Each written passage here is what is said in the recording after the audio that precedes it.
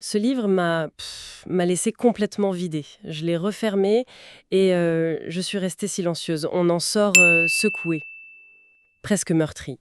On parle bien de Vol de nuit d'Antoine de Saint-Exupéry. Exactement. Et attention, ce n'est pas qu'une histoire d'aventure, loin de là. C'est une exploration brutale de ce que signifie le devoir, poussé à sa limite la plus extrême, un vrai combat psychologique. C'est un adjectif, c'est glaçant, absolument glaçant. On est tout de suite plongé dans les pensées de Rivière, le chef d'une compagnie aérienne, une de ces compagnies pionnières. Oui, et on est immédiatement dans l'action. On est avec lui, dans son bureau de commandement, au milieu de la nuit. Chaque message radio qui crépite, c'est une question de vie ou de mort. Et c'est ça le paradoxe. C'est l'histoire d'un homme dont le but c'est de bâtir l'avenir de l'aviation. Oui, Mais pour y arriver, il doit être prêt à sacrifier ses propres hommes. c'est une logique, ouais, une logique implacable et terrifiante. Et il faut bien voir les enjeux. Chaque vol est un pari.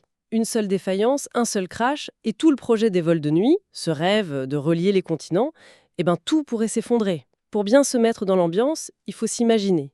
On est en Argentine dans les années 30. L'aviation commerciale, c'est encore tout nouveau. Le grand défi, la grande obsession de Rivière, c'est de vaincre la nuit.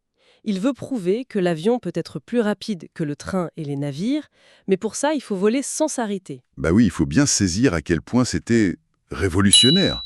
Aujourd'hui, on envoie un mail, ça prend une seconde. Mais à l'époque, le courrier, c'était tout. Le commerce, les familles. Gagner 2 jours sur un paquebot, c'était une révolution. C'est pour ça qu'ils se battent. Et ce Rivière, justement, ce n'est pas juste un patron, Une figure quasi mythique, austère. c'est un personnage fascinant qui est inspiré d'ailleurs par un vrai pionnier, Didier Dora. Il se voit comme un sculpteur d'hommes. Sa discipline est de fer, presque inhumaine. Il est complètement indifférent à paraître juste ou injuste. Mais attends, sculpteur d'hommes. Aujourd'hui, on lirait ça, on appellerait ça du management toxique, non? Il y a cette scène terrifiante où il licencie un mécanicien pour une seule erreur. Un type avec 20 ans de service impeccable. C'est la grande question du livre. De notre point de vue, oui, c'est un tyran. Mais le livre nous force à entrer dans sa logique. Pour lui, la pitié, c'est une faiblesse. Une faiblesse qui mène au désastre. En parallèle de ça, on suit Fabien, un des pilotes. Et là, on est avec lui dans son cockpit.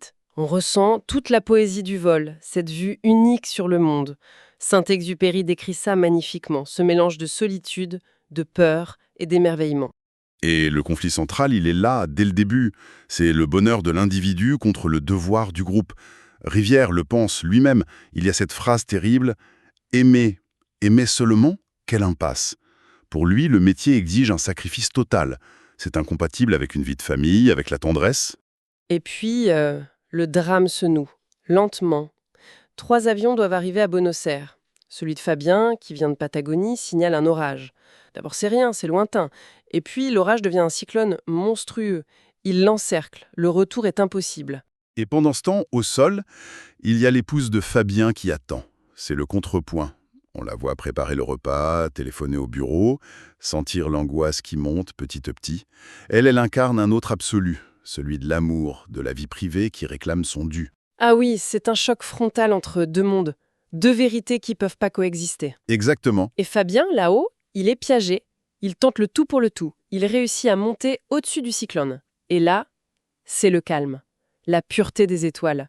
C'est une beauté absolument tragique. Tragique, oui, parce qu'il sait qu'il ne peut pas y rester. Il n'a plus que 30 minutes de carburant. En dessous, c'est la tempête mortelle.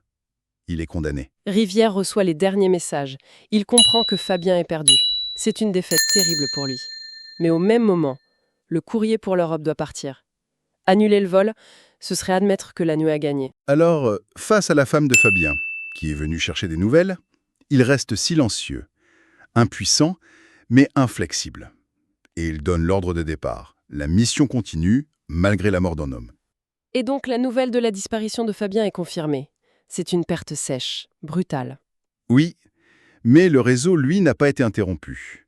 D'une certaine manière, la vision de Rivière a triomphé. Le livre se termine sur cette image terrible. Rivière a gagné sa bataille contre la nuit, mais il est seul avec sa victoire. Une victoire amère.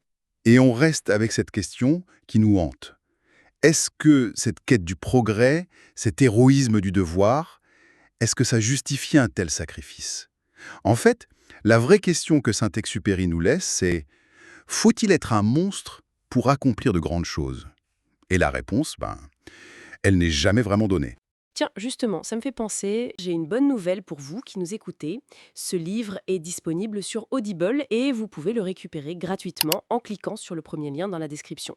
L'idée, c'est vraiment des narrations très immersives. Une narration professionnelle, bien incarnée, ça change absolument tout. La personne ne fait pas que lire, elle interprète, elle donne vie au texte. Ah tiens, super, en plus de la vidéo, il y a un livre audio. Si on veut juste le livre, le lien pour récupérer votre livre audio se trouve dans la description de la vidéo. Si vous avez apprécié le contenu, n'hésitez pas à laisser un petit pouce en l'air et à vous abonner à notre chaîne YouTube pour ne rien manquer des prochaines vidéos.